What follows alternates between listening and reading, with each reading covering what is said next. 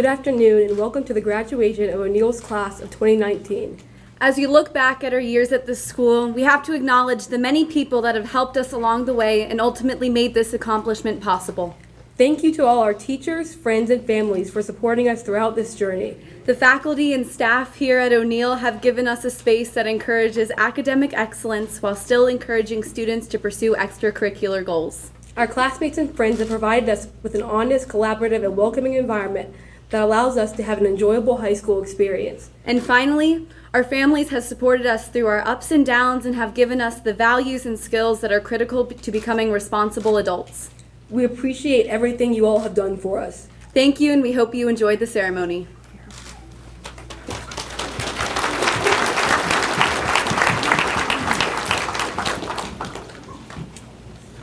Good afternoon. Oh, please be seated. Good afternoon, and welcome to the O'Neill School's commencement exercises. Thank you, Jenna Burns and Shimiso Kodzai, for that introduction. They are the class of 2019 salutatorians. To begin our program, the O'Neill School Choir will sing the Alma Mater.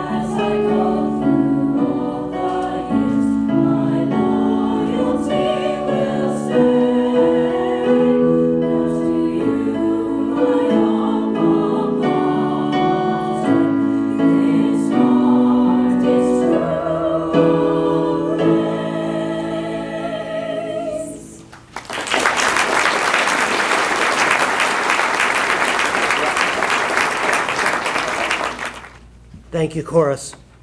This afternoon we come together, family, friends, faculty, students, and staff, to recognize this important step for our class of 2019. I want to start by thanking the seniors for all that they have done for the school and their fellow students. We also thank the senior parents and guardians who have entrusted us with their children and shared their O'Neill years with us. And thank you, the O'Neill faculty, for the dedication, support, and love you have provided these students throughout the years.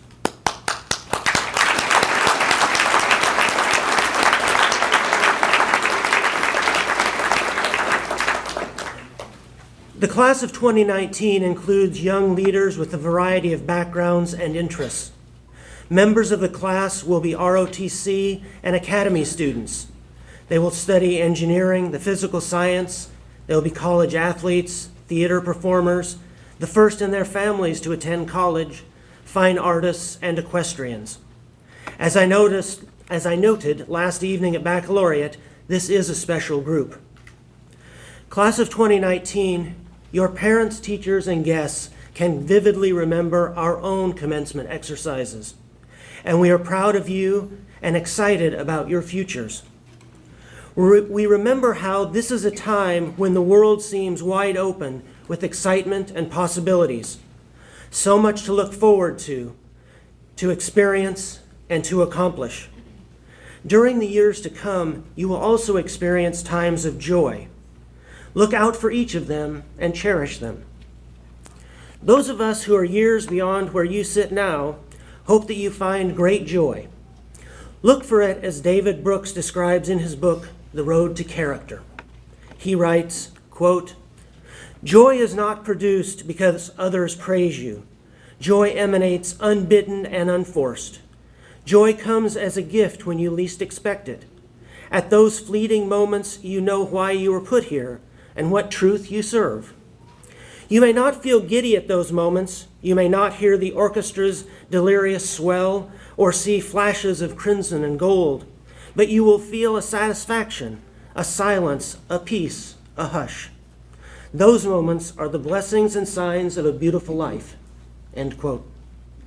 May every member of the class of 2019 seek the joy books describes and find it often. To begin our formal program, it is my pleasure to introduce the class of 2019 valedictorians, Maya Kantorowski and Blair Spencer. 1,376 days ago, we walked into the upper school for the first time as freshmen. Even then, we dreamed of this day, graduation day. But before we walk this stage, receive our diplomas, and live this dream, I would like to share a few memories from our 4 years here that have made our time at O'Neill special. Freshman year, we were on top of our game. New backpacks, new clothes, new lockers full of pencils and labeled binders. The typical phrase, "Ugh, freshmen," followed us through the halls as we attempted to stay clear of the upperclassmen and find our way to class. Freshman biology with sweet Miss Carr was a favorite. Amidst hundreds of PowerPoint slides, hundreds, we can all agree the most important thing we learned about was the mitochondria, the powerhouse of the cell. I will miss hearing about her fun daily waka-waka dances, which always put a smile on our faces. Or how about biology's chatty corner? You know who you were. And who could forget our class trip to Camp Caraway, making the mad dash out to the floating trampoline on the lake to play gladiator. I cannot even begin to count the number of times I was tackled and thrown off of that trampoline. I know I still have bruises. Then there's sophomore year, the age of Jack Hendrickson's legendary toe touches at basketball games, and Miss Cab's very pregnant self dancing to Don't Stop Believing at school pep rallies. This year, we all became a little more comfortable, leaving behind that awkward freshman phase and finding ourselves making friends with the upperclassmen. We finally felt like high schoolers, and the number one factor in that was the sound of car keys swinging on lanyards and keychains as we entered and left the building. Moving on to junior year. This year, we can all agree that coffee became our most prized possession. As juniors, we were recognizable by two factors: the bags under our eyes and the bags on our back. We were bombarded with college tours, late nights, standardized testing, and lots of stress. I mean, lots of it. We cringed at Mr. Roberts' family-lengthy rhetorical term assignment, something most of us waited until the night before to do. We continued to strive for the elusive GPA that would guarantee acceptance to our chosen college. But never would I have ever thought I would have had a robot with Blair's image on it join me in my French class, right after it had rammed into the door. But we made it to this year, seniors. This year we all became closer than ever, counting down the days until graduation. But while college decision day and basketball games were highlights, one of my most favorite memories was walking into the senior room to see the boys recreating WWE SmackDown on the couch. Simple memories like this remind me of how lucky I am to be graduating with this class. Where else could I find a friend who would come visit me in the hospital after a bad fall with my horse late on a Saturday night, at the beginning of spring break, no less? We have worked together, we have supported each other through the laughter and the tears, and we have grown to be a family. From the never-ending chants of the Apes Gang to the water gun fight on field day, we have had a lot of fun and have made our mark on the school. While it is clear that these memories show how entertaining and special our class is, possibly the most, what may not be so clear is how these memories have shaped us into the people we are today. The moments we shared as a class will last a lifetime and will give us comfort in this new chapter of our lives. So as we embark on this new journey, while we know we will need to work hard, let us recall the words of J.K. Rowling in her commencement address to the Harvard University class of 2008. Quote, "We do not need magic to change the world. We carry all the power we need inside ourselves already. We have the power to imagine better." End quote. 1,376 days later, the people graduating on this stage are far different from those who walked into the upper school as freshmen. We do have the power to change the world, to make it better, and this power is already inside of us. It is an honor to be standing here before you, representing the class of 2019. Thank you to our parents, teachers, family, friends, coaches, and even those of you who couldn't be here with us today. Without you, we owe you everything, because truly without you, we wouldn't be here sitting up on the stage in our blue, non-washable, steamable, dryable, or ironable caps and gowns. Our success is your success. So here's to us, class of 2019. Thank you for everything.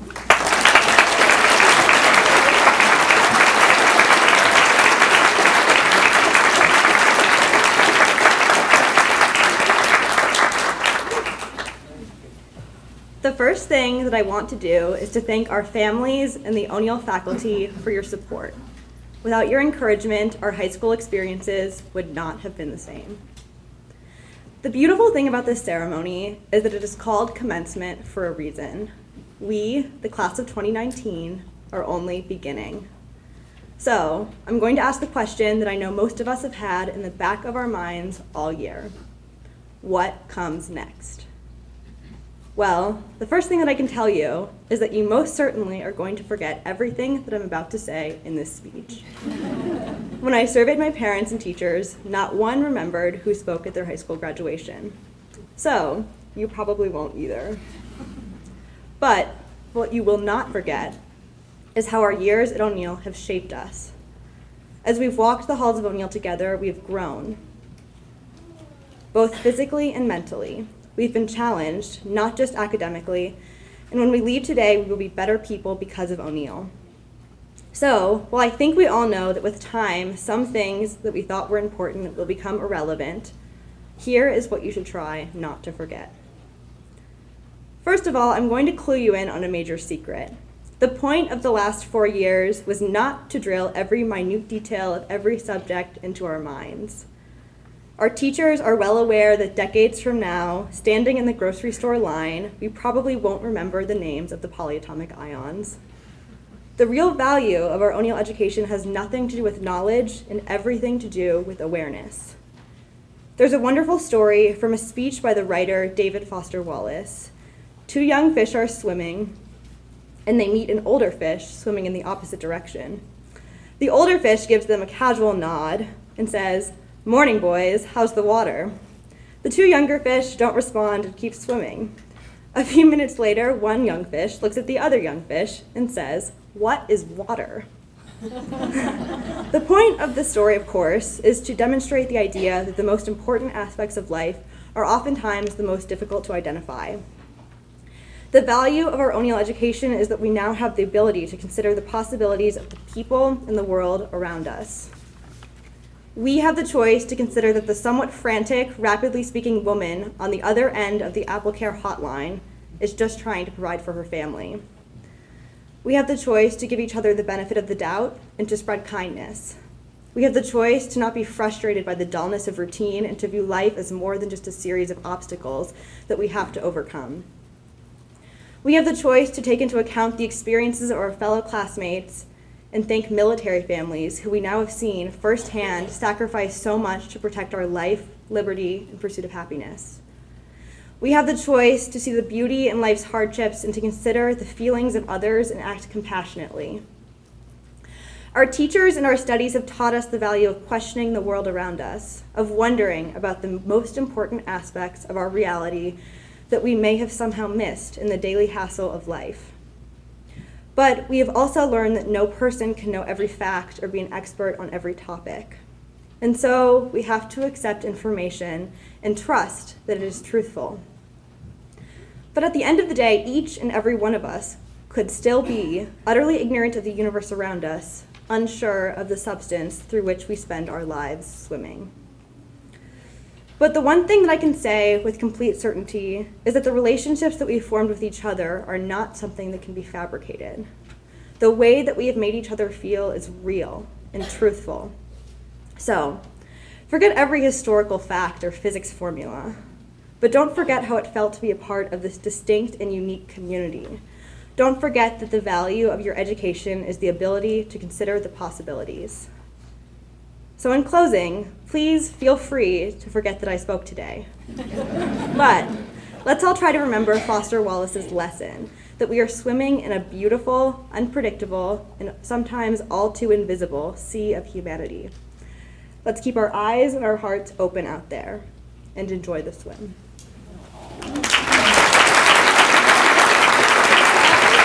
Thank you, Maya and Blair. O'Neill is proud to welcome Mr. Richard Joyner, O'Neill class of 1977, as our commencement speaker. He was valedictorian of O'Neill's first graduating class, and in a magazine article a few years ago, Mr. Joyner said that Bob Harlow, the school's founding headmaster, quote, was a real mentor for me. He helped me see a much bigger world and gave me the confidence to attempt things I never would have attempted otherwise, end quote. This sentiment highlights what is special about O'Neill, and I hope that every student has had the same experience. Mr. Joyner is president of Tollison Wealth Management and president and CEO of its private wealth management group.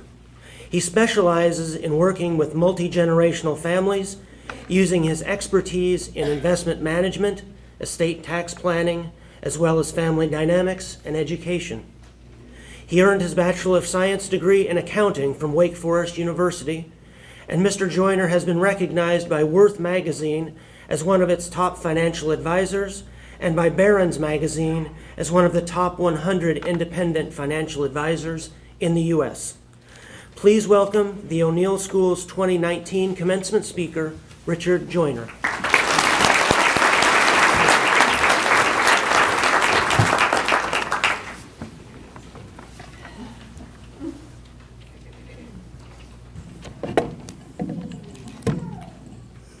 Thank you, Mr. Elmore. Thank you very much for that nice introduction. Maybe we could do that again. So, greetings, everyone, trustees, faculty, staff, families, guests, and especially class of 2019. Congratulations, you made it. What an exciting day. I can tell you when I graduated, 42 years ago, but who's counting? I was not nearly so polished as these young ladies who just spoke. They did a remarkable job. It's a little hard, it's a little intimidating actually to follow the two of them, but we'll try. Spencer Sullivan. I want to say a special shout out to Spencer, my godson, who's part of the graduating class of 2019. Spencer, thank you for letting me share your special day. So I can't tell you what a treat it is to be asked to do something like this. It's really intimidating to think that I was sitting in the same seats that all of you were sitting in 42 years ago. I said that though, didn't I? I attended the baccalaureate the baccalaureate service last night, and it was really magnificent. It was a very, very nice program. This is obviously an incredible class of graduates. All of you have a very diverse set of achievements already, and you're just getting started. You keep asking about what's on the other side, so I'm going to try to give you a view from my end of things. The good news is all of you are extremely well prepared for what's ahead.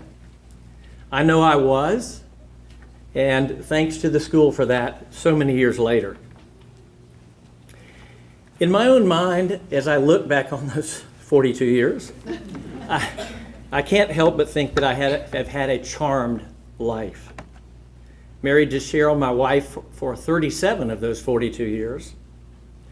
I have a beautiful grown son, a daughter, and a daughter-in-law.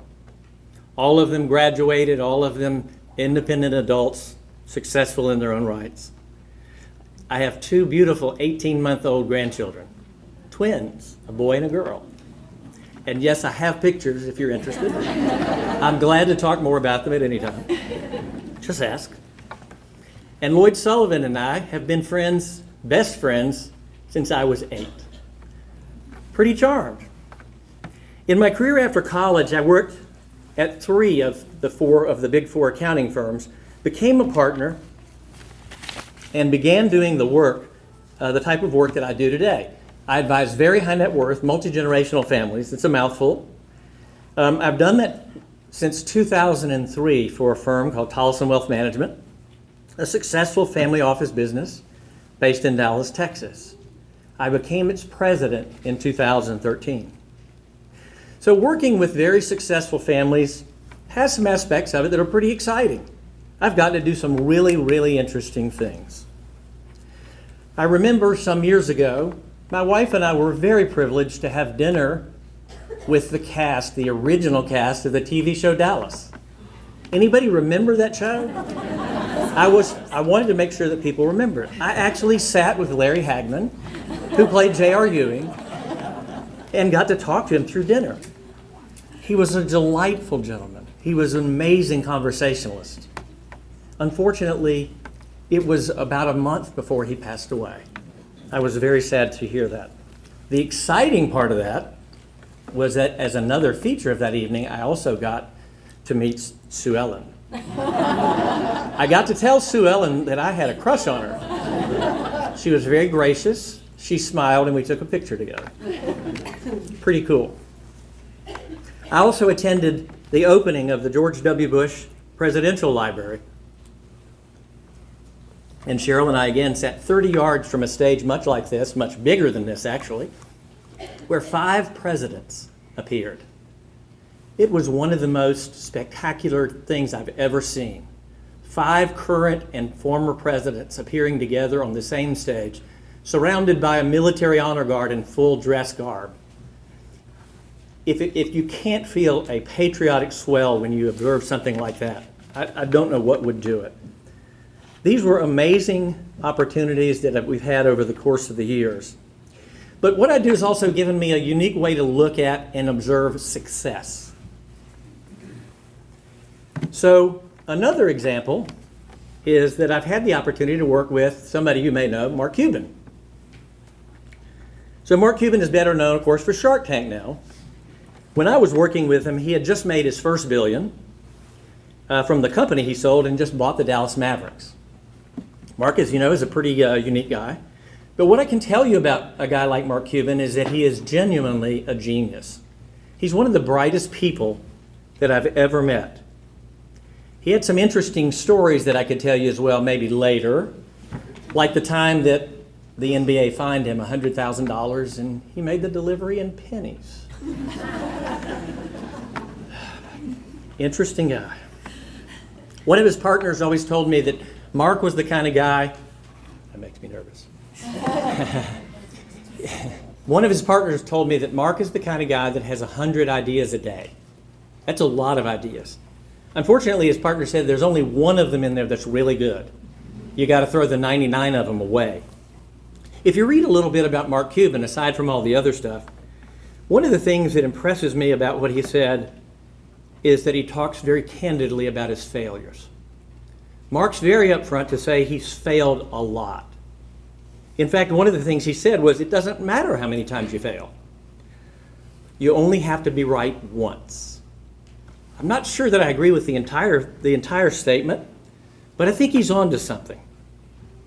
So for my entire professional career, most of it was spent working with clients. I was a financial advisor. I worked with very successful families, worked with very small, tight-knit, close group of people who were professionals serving clients. I did that for many, many years, had done it very successfully for many years. And then something happened in my career. The person who was president of the company before me left. I was asked to take on that role of president. And I can tell you that for me it was a moment that was both very exciting and extremely scary. Why? I knew an enormous amount about being a professional advisor. Throw me an estate planning question, no problem. Throw me an investment analysis, no problem. But I didn't really know anything about motivating 160 people, creating a cohesive culture, positive culture, developing a pipeline of new leaders, or running a bank. I didn't know any of those things. Worst of all, I had no idea that in a position like this, when you talk, people actually really listen to what you say. Worse than that, they didn't just listen to what I said, they watched how I reacted. So if I reacted with panic, they suddenly felt panic. If I reacted in an excited way, they did too. I had to watch my own reactions. What a learning process that turned out to be. So what did I do? I jumped into the process pretty much the same way I do everything. I tried to learn everything I could learn. I asked lots of questions. I talked to any peer who would talk to me. I asked them what they did, what worked well and what didn't. And I tried to work harder than anybody else. And every day I failed. Not at everything, mind you. If that had been the case, it would have been a pretty short ride. But I failed a lot more than I like to fail.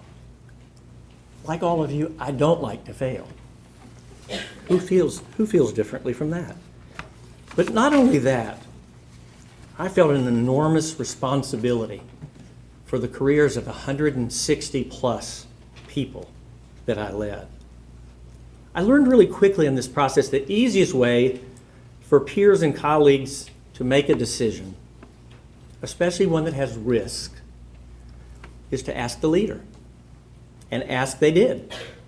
So I sat through meeting, conversation after conversation, listening to what everyone else wanted to talk about, problems, issues, opportunities, technical questions, and I tried to make every decision that other people wanted me to make. One day our chairman, John Tollison, nudged me and kindly said, in effect, "You're doing a great job making other people's decisions." I knew something had to change. There were a lot of days in the first year in that role that were overwhelming to me.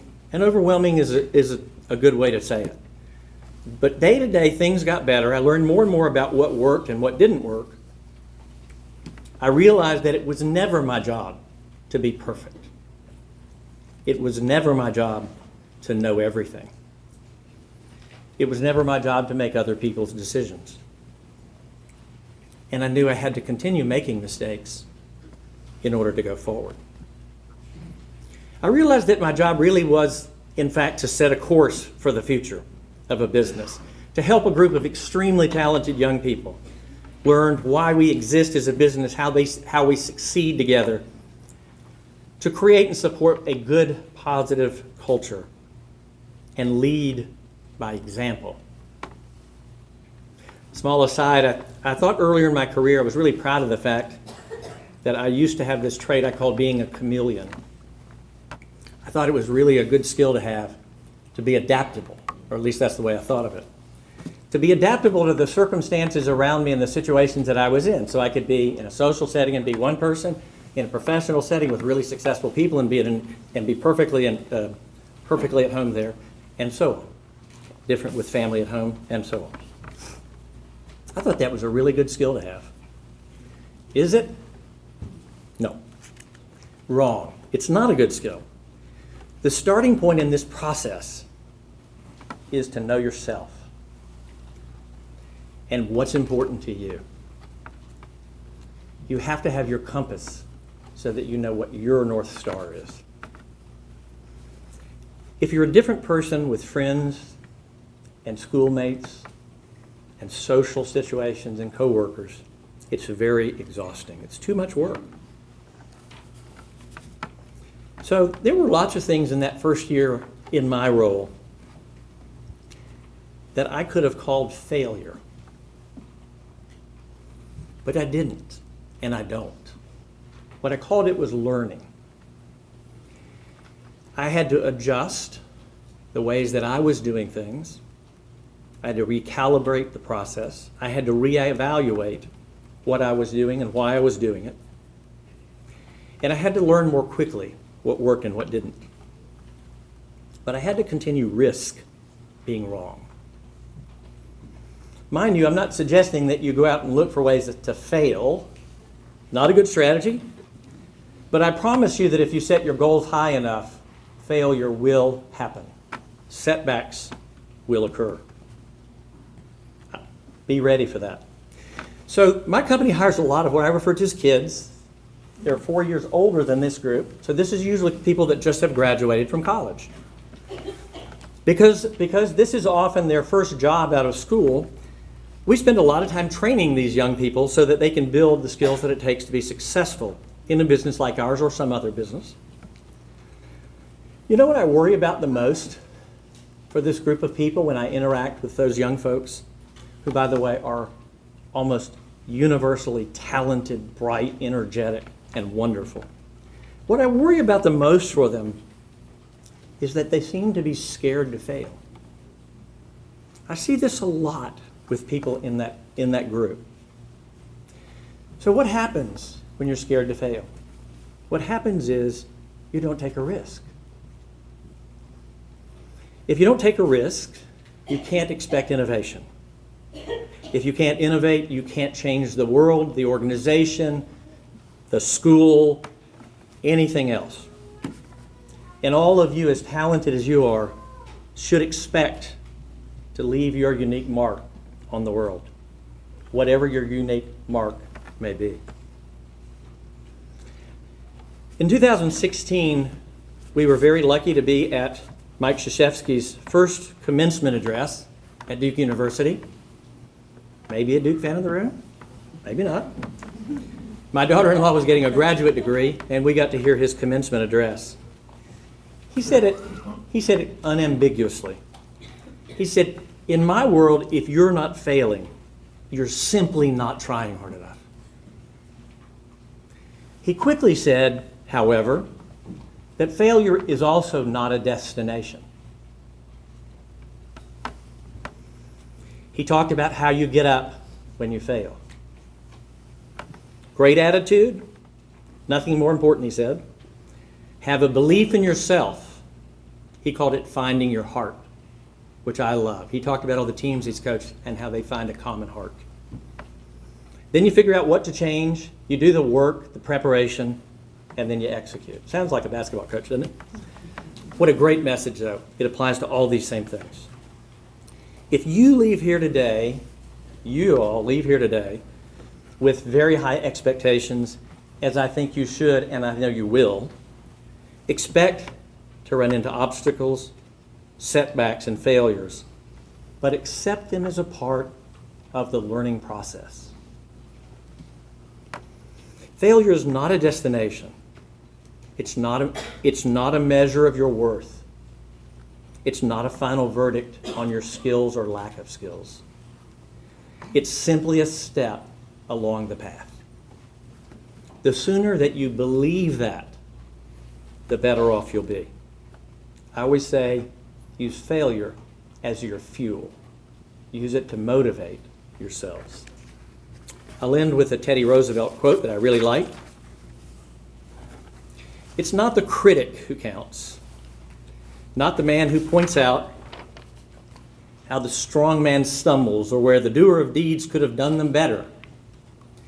The credit belongs to the man who's actually in the arena, whose face is marred by dust and sweat and blood, who strives valiantly, who errs, who comes up short again and again, because there is no effort without error and shortcoming.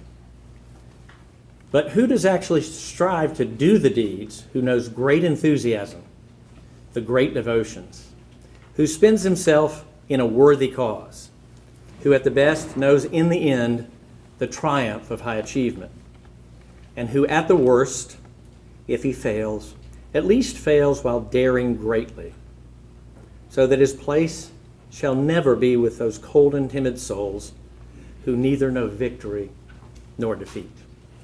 Graduates, congratulations. Thank you very much. Please hold your applause until each student is properly introduced. Tazrian Ahmed.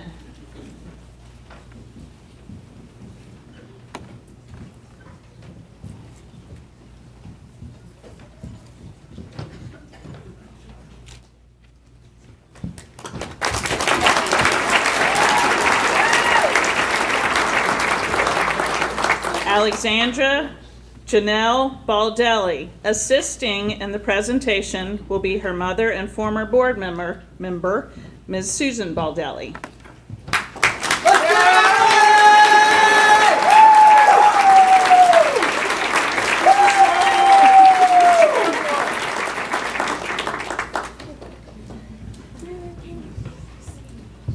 Ida Alvarez Barrientos.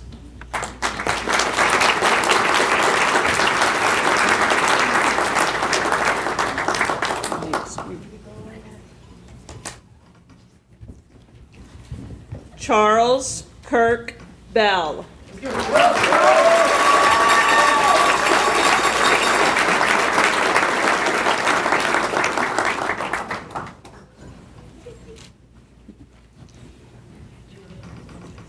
Walker White Bell.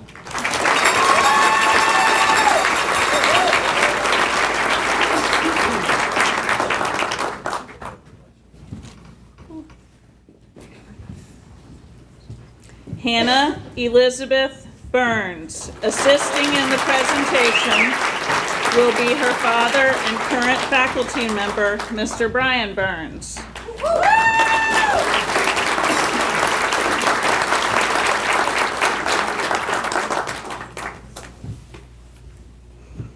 Jenna Grace Burns. Assisting in the presentation will be her father and current faculty member, Mr. Brian Burns.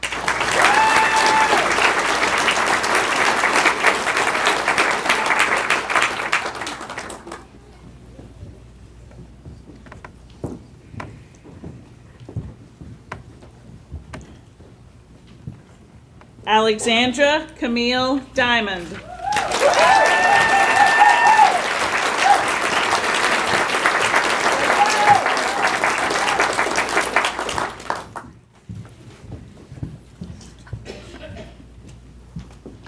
Scoot, kids, scoot. Talia Adriana Ferrerio. Assisting in the presentation will be her mother and current faculty member, Ms. Renee Ferrerio.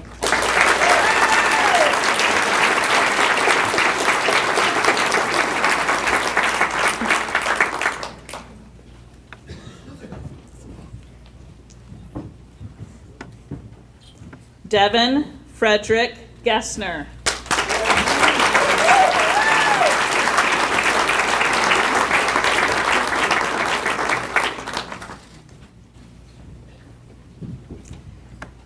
Juliana Victoria Grimm Science. Assisting in the presentation will be her mother and current faculty member, Dr. Vicki Grimm.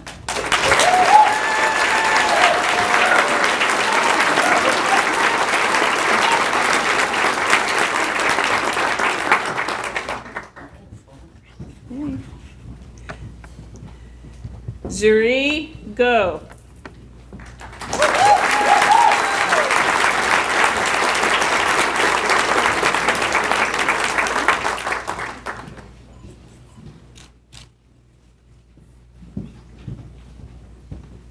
Richard Boone Hancock.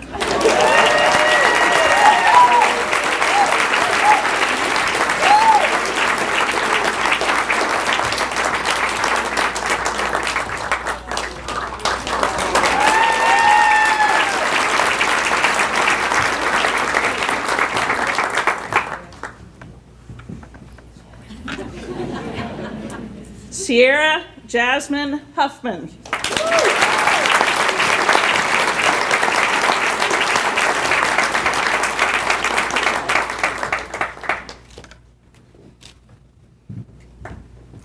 Ronald Paul Jackson, Jr.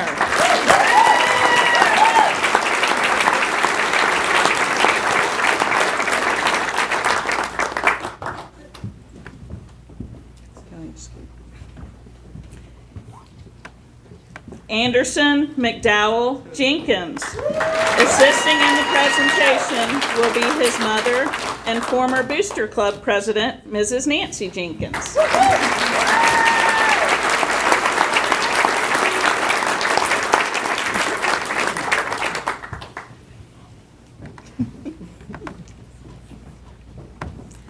Maya Sophia Kantorowski.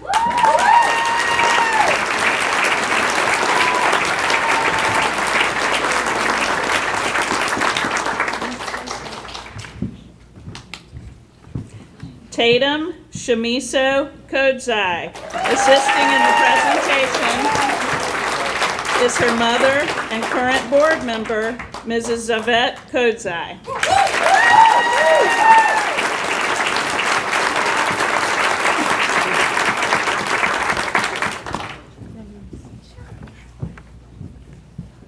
Colette Angeline Lieber.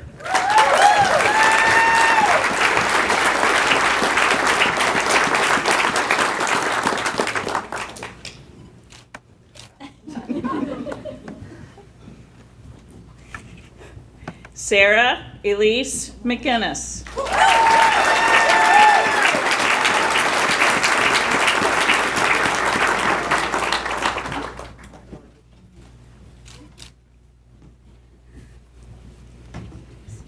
Relaya Larkayla McCrae. Whoops.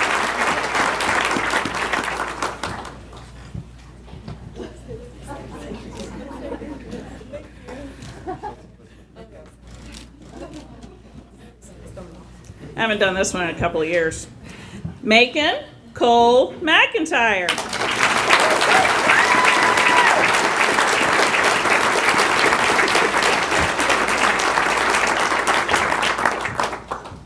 It ain't personal. It's okay. Nolan Glenn Meese.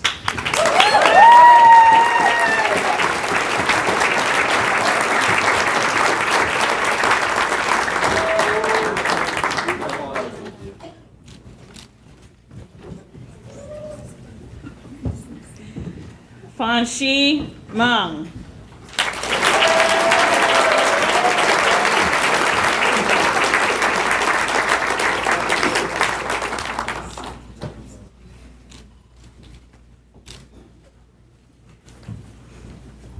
Lauren Victoria Millard.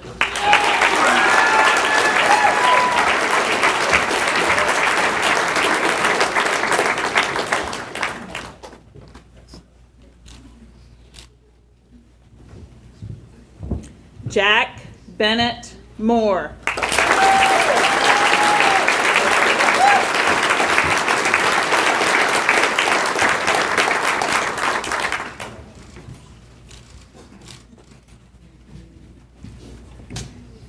Chase Spencer Francis Osorio.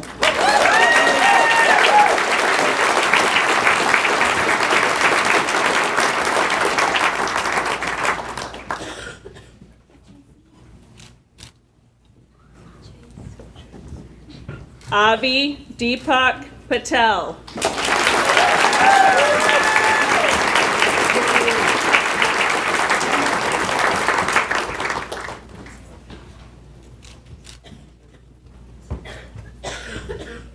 Andrew Villa Fawn.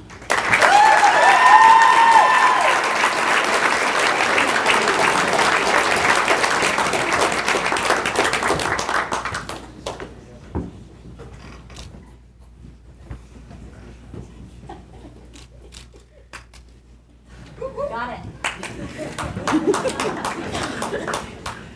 Ryan Elijah Ritter Diestado.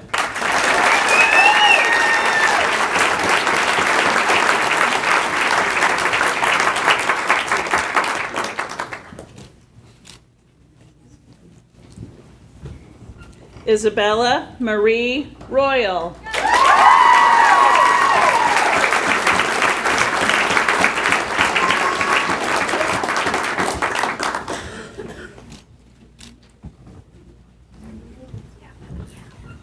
Madison Danielle Saloom.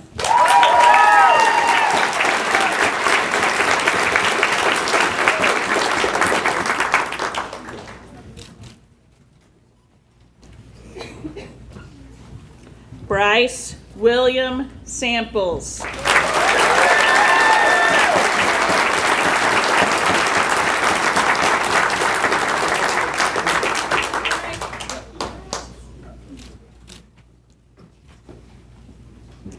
Peter Von Willer Seifert.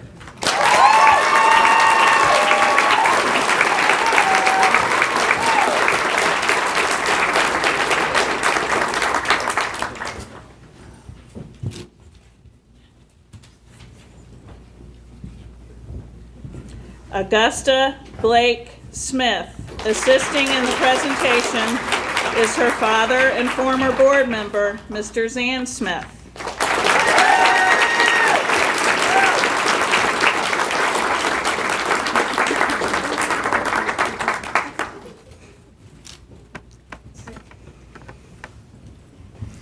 Fulton Alexander Smith, Jr. Assisting in the presentation will be his father and former board member, Mr. Zan Smith.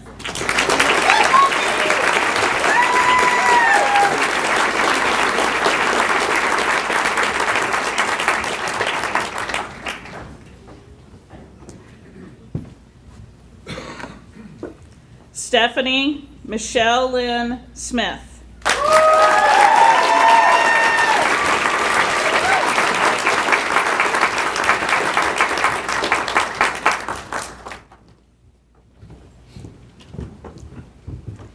Christine Blair Spencer.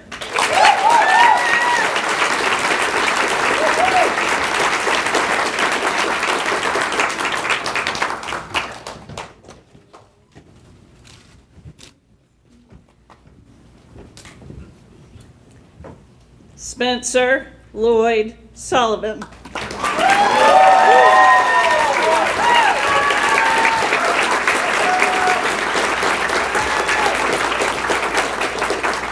Assisting in the presentation are his father and former board member, Mr. Lloyd Sullivan, and his mother and former Booster Club president, Mrs. Sherry Sullivan.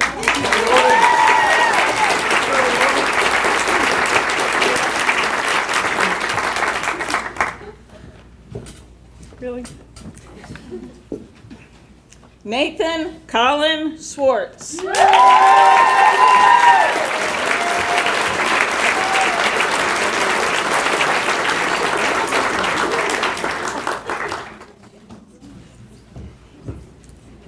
Stefan Camuela Woolley.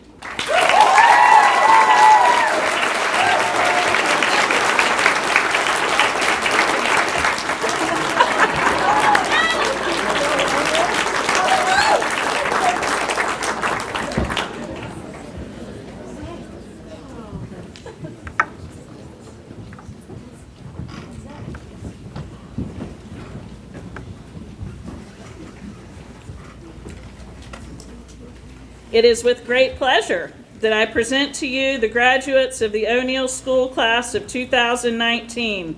Graduates, you may flip your tassels.